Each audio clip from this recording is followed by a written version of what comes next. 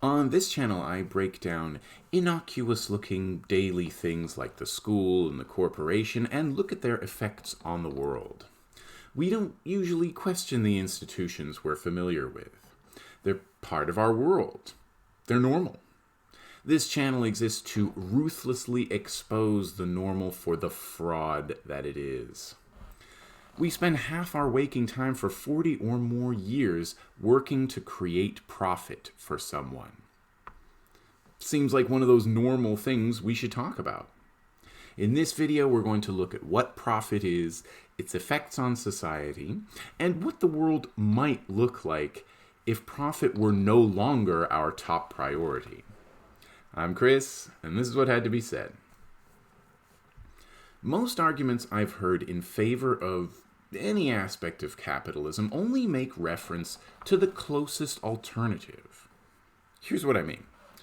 If I say there should be no profit, people tell me I want the government to run that aspect of our lives. Because the only options most people can think of to do anything are A, business does it, B, government does it, or C, some combination of the two. During the Cold War, if you criticized capitalism in the US, it would be assumed you preferred the Soviet Union. Well, what if you opposed both of them?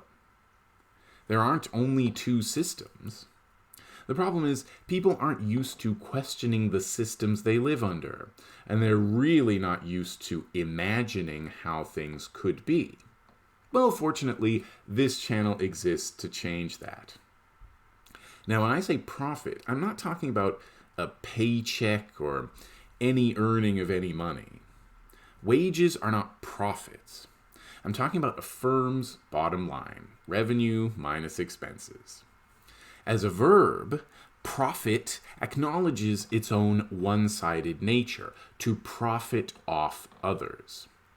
Profit can only come at someone else's expense. Economists have always told us profit facilitates pro-social goals. Well, let's test it out. Imagine you're my friend and I ask you to help me wash my car or paint my house or something, and you say you'll help, but it's going to cost me. You're trying to add profit into this normal friendly transaction. Why? Your only motivation in this situation is for money? No, it wouldn't be, would it? You would help your friend, or at least make up some excuse not to, because you feel good if you help people and guilty if you don't, especially if you know them and you like them, because they're more likely to help you in the future, and because trying to profit off people ruins relationships. Now remember that all these supposedly virtuous corporations turn all production, all commodities, all transactions into a profitable venture. To everyone, they say, you can have what we offer, but only if you pay.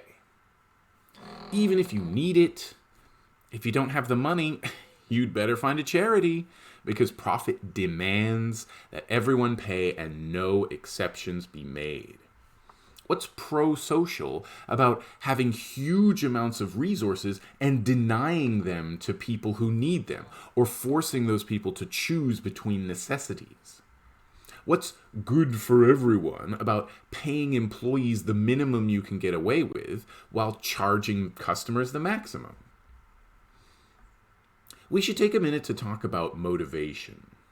It's taken for granted among people who have learned to speak for the capitalist system that profit is basically the only motivation that could produce whatever examples of consumer goods they give as good things like iPhones and 50 different types of ketchup. The problem with their reasoning is they ignore the system as a whole. They make the mistake of thinking the compulsion to make money, the institutional force behind money, the fact that you need to have money to survive is not the desire to make money. We can't talk about motivations in such a situation without acknowledging those forces. We're forced by laws and taxes and inflation and other factors to spend a huge part of our time making money. The threat of poverty is the motivation. The people profiting off our labor aren't the ones doing research and innovation. Their motivation to make money does not necessarily translate into research and innovation and new products and so on. If the money they made were reinvested, it might look like shorter hours or longer holidays for the staff. If more of our needs were met, we would have the freedom to make different choices. We wouldn't have to work to make someone else rich, so we might actually consider other motives, the kind we think about after work. We might be motivated to help people, maybe. We might have more time to solve our own problems, and others would have more time, so we would work on our collective problems together, instead of spending all our time devising better ways to make money for shareholders. Now let's talk about the phrase profit motive. Like all assumptions made by economists, this one is pretty suspect. It sounds to me like a way of rationalizing the focus on profit as if it were the only or correct motivation for doing all the things capitalism does. We have all kinds of motivations to make or build things, to grow things, to feed people, to solve problems, to discover new things. Profit, on the other hand, makes us do the things that keep the bottom line healthy, like inventing problems and selling the solution, designing electronics to wear out faster than necessary, lobbying for laws favorable to a firm that screw over consumers, or working your employees to death. Hey, if that's the most efficient way to raise the line, you gotta do it. It's your job. I get told profit is a reward for doing good things. But I don't think so, because first that would imply all employees should split that profit, since they're all doing this good thing. And second, profit's more a reward for getting people to spend their money, which might just be a favorable image derived from glossy advertising. Why else would people buy diamonds? That's why a better term would be the profit imperative, since profit is demanded by capitalism itself. You can't have your own firm without profiting off someone or something. You can't keep your firm alive very long without making at least as much profit every year. If that means accelerating the destruction of the environment, or extracting more from the value created by employees, or raising prices, or lowering wages, or firing people, then that's what has to happen. As long as shareholders are making money. Now consider every firm is run this way. They focus on short-term ways of generating money for shareholders, regardless of its impact on people or the environment. As Edward Abbey noted, growth for the sake of growth is the ideology of the cancer cell. If profit would be increased by killing thousands of people, many executives would take that decision. And if you think I'm wrong, explain the so-called military-industrial complex some other way. That's how perverse incentives are for us under capitalism. If you want to see an example of what they expect us to believe, I found this website that seems to reflect the mainstream view of things, and I wanted to show you this paragraph here. Let's read some of it. People and Planet. Yeah. Despite its value in ensuring that capital is utilized efficiently... Whoa. Slow down there, cowboy. Capital is only utilized efficiently in making a profit. Has nothing to do with efficiency as regards, human needs or the environment. So it's almost really another buzzword, another capitalist buzzword. Capitalism is efficient. Well, it's efficient at making profits, yes. For example, a firm that is only driven by the profit motive would gladly destroy an entire ocean if it meant superior profits. Well, aren't they doing that? As such, the profit motive only contributes value when it's balanced with the motive to improve quality of life and protect common resources. What? No. Okay, this is fantasy. The way economists describe things without regard to how they actually work. I bet the people who wrote this even have graphs and charts based on imaginary firms to prove what they're saying. The motive to improve quality of life is so vague, anyone in any firm can claim to be doing it. Sure, we're killing some people, but the ones we're leaving alive will have better quality of life. This nonsense ascribes charitable motives to the entire capitalist class with no evidence, and assumes by contrast workers are only in it for themselves. And yes, people do think that way. You can see it when you talk to people who believe in capitalism. They call rich people visionaries and job creators, and unions are parasites and thugs. Talk about getting it backwards. Protect common resources? Oh, right, they must mean privatize. Because there's no other way this could be true. I mean, why does he even say that? What a joke. Where are they getting that from? Capitalists were the ones who privatized the commons in the first place. That's why everyone works in wage labor and has to pay for everything today. By the way, did you hear they're going to start trading water futures on the stock market? Uh-huh. How do you think that will affect scarce water supplies? I'll let you figure that one out.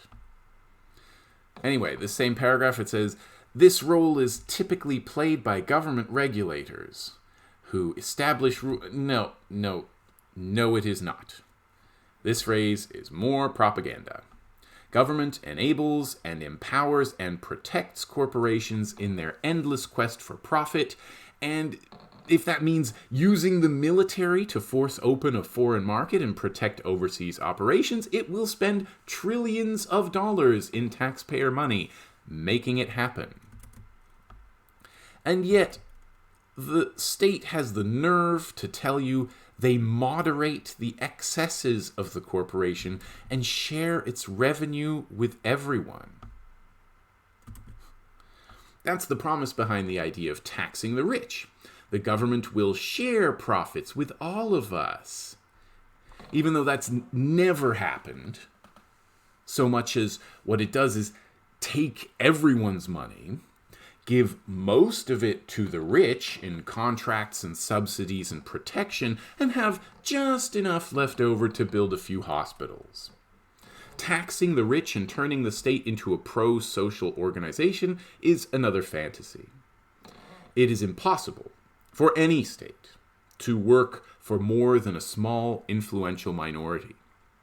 Giving it more money just means more resources available to support the plans they already had. And it wouldn't make much difference to the world regardless of what they did with the money, since the profit imperative would still exist. The obsession with profit is disguised as natural self-interest, but it's only in the interest of the shareholders and others at the top. It's not in the interest of most of the employees to pursue profit at any cost, because they lose out. Their pay could be higher, except profit. So they get paid market wage, i.e. the minimum for someone with their skills. Profit isn't in the interest of consumers who are paying for it. It's mostly just in the interest of investors. Thanks to the profit imperative, people who already have money will find it easy to make more money, because everyone in every firm they invest in will be working for them. If they exhaust one mine or oil field, they leave it for new opportunities to destroy nature to make more money they don't need. If they work their employees so hard they have mental breakdowns, they'll just find different employees. In fact, they don't even need new employees. They can just move all their money to different firms or different assets. But really, is short-term profit actually in anyone's interest when it's destroying the environment? Workers need to think short-term in order to survive, but the rich are only doing it so they don't have to abandon the system that they've created and they benefit from. Well, they will have to soon, since the environment simply can't take it anymore, but they're going to try and extract every ounce of wealth from the Earth's crust and its inhabitants first. If that sets everything on fire, they've got their fireproof underground bunkers. Meanwhile, the vast majority of us will never be investors and will never have the chance to get rich. Better face it now. We are not employers, but employees. Again, a verb that reveals a lot. To employ means to use. We are the used up and spit out. You've got a little freedom when it comes to finding a job, but for millions of people, the choice is McDonald's or Walmart. Whatever you do, your work has to receive money or else you won't survive. It's not that you want to make money. There are a million things you could be doing, but the system limits you to those occupations that provide money. When you get your job, you can't just do whatever you want, because you have to do what makes money, however indirectly. It's assumed from the outset the entire point of the corporation and its staff is to make money for the owners. All decisions are conditioned by that assumption. Moreover, it's not even long-term gains that's the motor of capitalism, but short-term gains, putting a shine on quarterly reports. Now, let's say you come up with this great idea, but involved killing a few people. Well, come on. Few people, right? Maybe you pollute a river that happens to be their water supply. If it's going to make the company more money, it's apparently in your interest to propose it. You might get a raise. Or more likely, the shareholders will get richer and you'll just get to keep your job a little while longer. Sure, some people are going to die from your venture, but someone always dies for profit. It might be the indigenous people of the land you built your company on, or some of the slaves who created the wealth that was used to finance your company, or some of the workers who were killed for going on strike at the company that created the wealth that financed your company. Or maybe they were just killed by poor working conditions, or exposure to COVID, or suicide. But when profit can only be made on the backs of working people, reduced to poverty by a system of violence, some of those people are going to die. That's how the system works. And it's not driven by one person or group, because it's a system. It's automated. So you'll never understand or fix it by concentrating on individuals.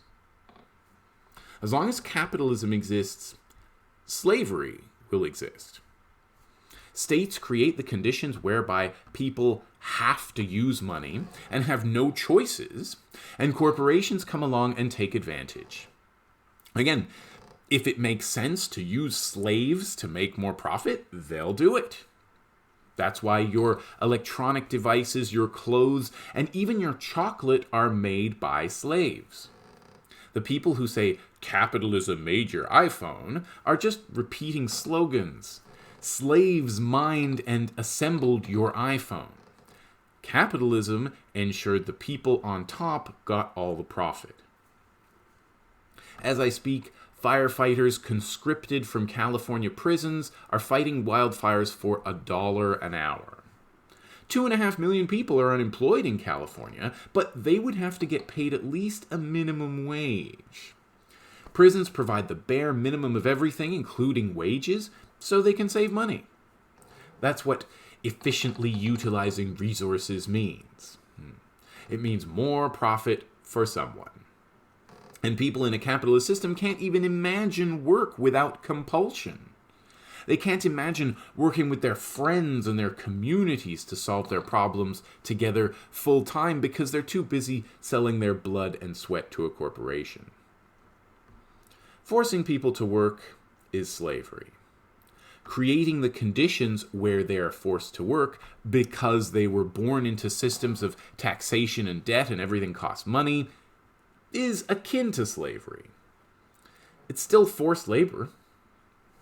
You might not get whipped as often, but you'll be spending the same amount of your life working so someone else can get rich. People who don't question the fundamentals of capitalism will tell you what we call sweatshops are good, because at least some people are making some money.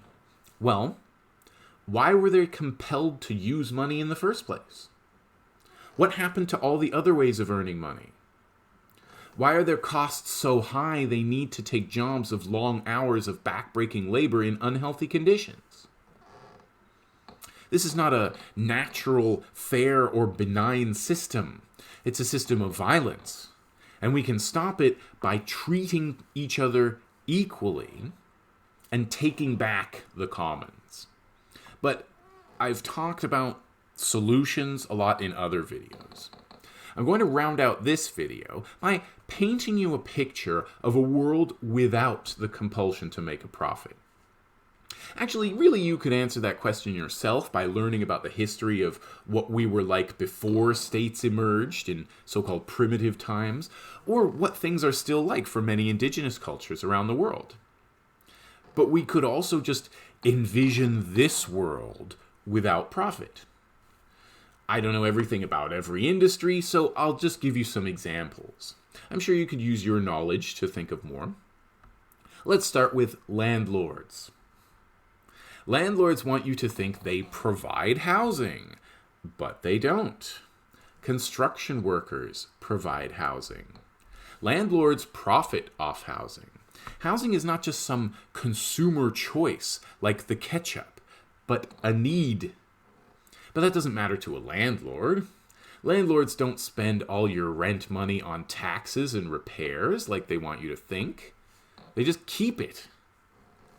You owe them money for needing housing. Then you try to buy your own house, and the bank becomes your landlord for the next 40 years. And most landlords will kick you out into the street for missing a payment. So let's take profit out of the equation. Suddenly, people own their own homes. When no one is trying to profit off you for needing shelter, you don't need to fear living on the street just because you made a couple of mistakes. Next, let's take the pharmaceutical and healthcare industries. If big corporations making drugs weren't required to make a profit, they could focus their research on the things people actually need, rather than yet another pill for consumers. At present, the money is in prolonging the illness and treating it rather than curing it. Doctors are even given kickbacks to prescribe certain pills patients might not even need. Take profit out of the equation, and suddenly we're looking for the cure. And doctors have less incentive to unnecessarily medicalize a problem. Of course, if we weren't out to make a profit, pharmaceuticals or healthcare or whatever wouldn't be an industry of competing corporations, but a non-hierarchical association of health professionals with various purposes. That, of course, would be preferable also to a government-run healthcare system, because government decisions are shaped by political incentives, so the budget is always up for grabs. Health shouldn't be determined by how much profit or social control it affords a ruling class. Moreover, because there's no more wasteful competition among firms, scientists can cooperate and share their findings, so research can advance much more quickly. And huge amounts of resources would be saved on marketing and advertising. Imagine technology without the profit motive, which of course millions of scientists would be happy to pursue if they weren't forced to earn money. We keep getting told capitalism is innovative, but it only innovates to the extent the people who own the means of production will profit off that innovation. We could be turning salt water into potable water. We could harness solar and other renewable sources of energy that are far less polluting than the ones we use now. We could look into actually recycling rather than sending our so-called recyclables to poor neighborhoods in Asia somewhere. But if capitalists won't make money off it, they won't fund it.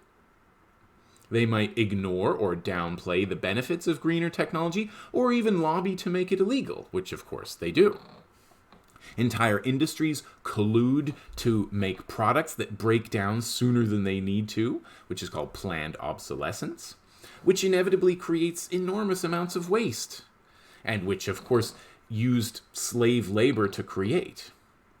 All that suffering, just so a few people could get rich. The big oil and other energy companies have known for decades that they were the leading causes of climate change and suppressed that information because of how it would have hurt their stock price. You can see here the logic of profit. A few people considered it in their interest to pollute the world and fuck up the climate and lie about it, so they did. But if it were no longer necessary to make a profit, we could begin the shift to new renewable energy right now. We could phase out fossil fuels over a couple of years. Plus, no one would have the financial incentive to spread disinformation on this topic anymore. Planned obsolescence would be obsolete.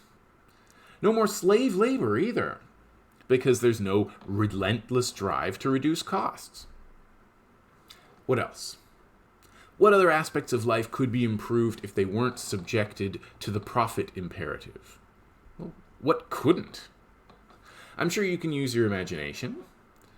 Social media sites and apps wouldn't need to sell our information to advertisers. The cigarette industry would no longer have an incentive to get you addicted, so it could remove the most harmful chemicals and devise ways to help you fight addiction if you want. Do you know Coke spends $4 billion a year on advertising? Can't we think of anything better to spend that money on? Food, shelter, clothing would be available to all if profit weren't a consideration. We wouldn't fear losing all those things just because we screwed up at work. We wouldn't be forced to follow all the orders of bosses and executives who we know are making more money than us. We could choose our fields based on what we like, rather than what makes money. It begs the question to say any of what we have is made possible by profit motives or any other aspect of capitalism. Profit is wasteful, and it kills. Thanks, everyone.